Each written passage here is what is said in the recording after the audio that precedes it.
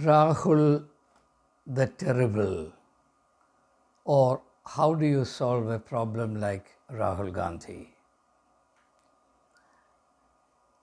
The very limited purpose of this video is to announce a series of 3 to 4 videos decoding the tremendous, incomparably powerful, historic speech that Sri Rahul Gandhi made as the leader of the opposition in the parliament in Lok Sabha today. All that I want to say here is that rather than rush into an analysis of this very complex speech, I am very keen that the complexity of the speech is not lost on anyone, because Rahul Gandhi can be deceptively simple. There's a great deal beneath the surface that those who care to decode will find it extremely interesting, fascinating. So my aim here is to give to my viewers a taste of the hidden subtleties in what seems to be an off-the-cuff speech made by Sri Rahul Gandhi, responding to the address by the Honorable President of India to the joint session of the Parliament. I shall not, as I said, include any analysis of his theme and his strategies in the speech. The speech is full of them. Starting from tomorrow morning, say by 6 o'clock, I shall be posting a series of videos in which I try to decode the Rahul Gandhi of this maiden speech as the leader of the opposition. But a couple of things very quickly, and I shall have done with it for the time being. I felt terribly sorry for the Honorable Speaker. I was watching his face, and I have seen many speakers in the past. I have not seen a speaker look so ill at ease, so heart-rendingly uncomfortable, out of his depths, shall I say, bewildered, stunned, unable to get a handle on the situation, and his face almost contorted with discomfiture. I really felt sorry. From the bottom of my heart, I felt sorry. Because he is my speaker too. He is the speaker of the Lok Sabha. I'm a Democrat and I respect my speaker, the speaker of the Lok Sabha. I do not want, leave alone the speaker of the Lok Sabha, I do not want any human being to look as miserable, as out of sorts with himself as Sri Om Birla, the Honorable Speaker of the Lok Sabha, did today. All through Rahul Gandhi's speech, from virtually the opening note. And why it is so, we shall have occasion to understand tomorrow. Secondly, I also felt quite sorry for the Honorable Prime Minister. And like in the case of the Honorable Speaker, the Honorable Prime Minister is also my Prime Minister. And as a Democrat, I am duty bound to respect him, cherish him, and feel for him. And today I felt, and I was looking at his face, it was not the face that I had seen in the last 10 years. Something quite dramatic, something incredible, something for which nobody was prepared happened today in the Lok Sabha. And it's important for us to know what it is and why it is so. And predictably, as I begin to decode the speech of Rahul Gandhi's tomorrow, you would expect me to be attacked by a clutch of BJP cyber vigilantes. Or I have no problem in being attacked or vilified, but I want to say one thing out of consideration for the Sangh Parivar, BJP, including my Prime Minister and my Home Minister, Sri Modi ji and Sri Amit Shah ji. It's better for everyone to reckon the truth. Muscling the truth or gagging the truth doesn't do anyone any good. Especially it is important and I would say necessary to understand your adversary.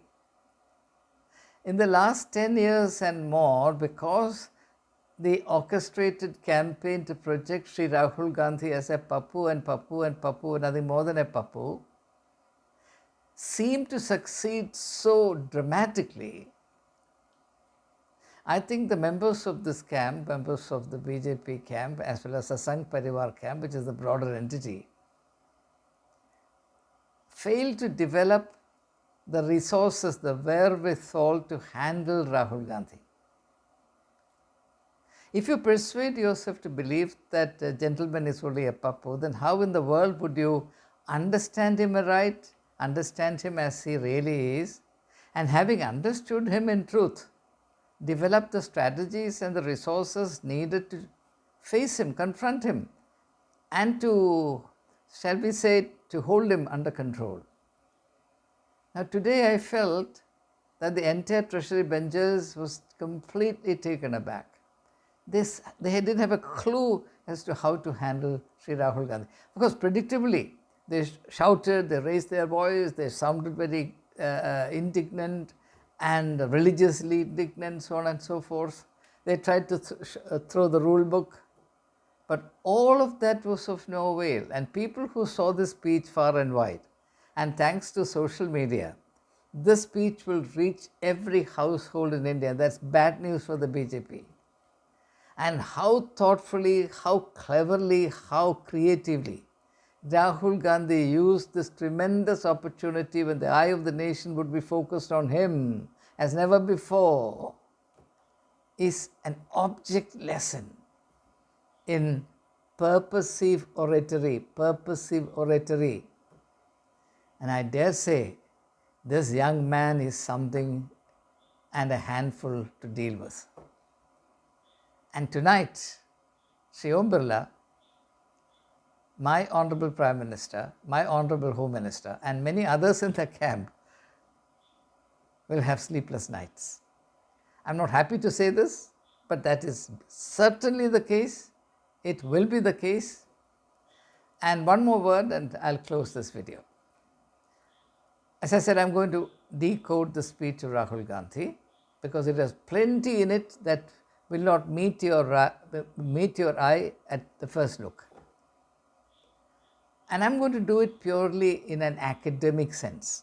That is to say, with as much objectivity as a human being would ever be capable of. I'm not going to decode Rahul's speech as a partisan or as a kind of camp follower or an admirer, nothing of the sort. I will look at him with as much objectivity as I can possibly muster. Not as a worshipper, not as a quoter, but as someone who has the literary critical ability developed over half a century to understand what is being said. Sometimes, as it happens in literature, sometimes even beyond the conscious intention of the speaker. That is something that perhaps many of my viewers may be unaware of. Well, all of that will become clearer tomorrow as we move from one video to the other. Now, the fact that I will be objective in analyzing Rahul Gandhi's substance in the speech that he made, a speech that took me entirely by surprise, even though I knew that he rattled the parliament on his maiden speech 2-3 years ago. The fact that I'm going to do it in an objective way doesn't mean that when it comes to identifying the positive, the creative, the shrewd, the intelligent, the deep aspects of his presentation, I will hide my admiration for him because that will not be truthful. Objectivity minus truth is no objectivity. I shall be free to indicate my admiration for the tremendous presence of mind, the tremendous insights, the thematic strategies that he deployed in a very natural, spontaneous manner without making a show of it. And if it seems to me that I have to criticize certain things, I'll certainly do so, whether or not the Congress camp likes it. I am here to sing nobody's praise, nor am I here to stifle my emotions or my appreciation because somebody is likely to be upset. If people are upset when something good is said about something which is good, or if people are upset because there is something good in their vicinity, then there is something seriously wrong with them. And in this context, I am reminded of a statement by Carlyle, and I will make many references to Carlyle in the videos to follow. Carlyle says that a person who feels upset in recognizing that there is some greatness in a fellow human being means that he is utterly incapable of greatness. I don't have to say anything more about it.